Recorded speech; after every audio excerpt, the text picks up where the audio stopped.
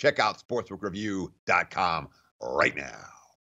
Overnight line movers, Teddy. Also, if you're not checking out sportsbookreview.com, you're doing it wrong right now. SBRodds.com, your best place on the internet to check those lines that are always moving. Just because the Final Four is over in the horizon a couple weeks later, just because the Sweet 16, the Elite Eight of this weekend, doesn't mean those lines aren't changing. First up on the docket, Teddy, OKC opens up at -5 offshore at Chris. Now currently sitting at 6, a total of 218.5.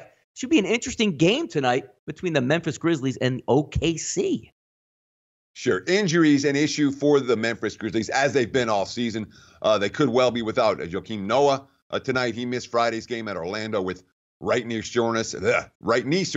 Tried to play Saturday against the T-Wolves. Didn't last in that game. They had to pull him. He might not play tonight. Avery Bradley's not expected to play tonight. And again, you talk about taking the veterans off.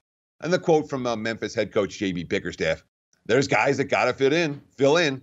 Tyler Dorsey's been playing well in the G League, and so has Javon Carter. We're not going to ask them to do anything different. We're just going to ask them to play to their strengths and not be anything more. Worth noting, for the OKC side, there was some concerns about Dennis Schroeder's availability for tonight.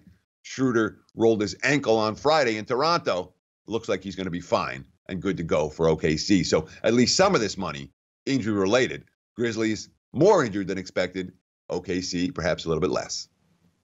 Teddy, couples only slow dancing, only available for this one, it seems, between UVA and Oregon. The line opens up at 7.5, now sits at 8.5, but that total, Teddy, cracking down. Pinnacle now showing a 117.5 offshore, limited possessions. Two teams that play great defense. The one thing that's been interesting so far about Oregon in this tournament, no shame in me, I was sitting real high and mighty, Teddy, when Wisconsin had a 3-point lead 2 minutes into the second half versus Oregon, and then the bottom fell out. And then you saw the same thing in Oregon's second game versus the Anteaters. They fell asleep at the wheel, 14-0 run. Irvine gets back in it, and then Oregon slams the door. This one should be defense. Whoever's 3 balls going down is going to win this one. Dana Altman has done a masterful job down the stretch, now going up against UVA.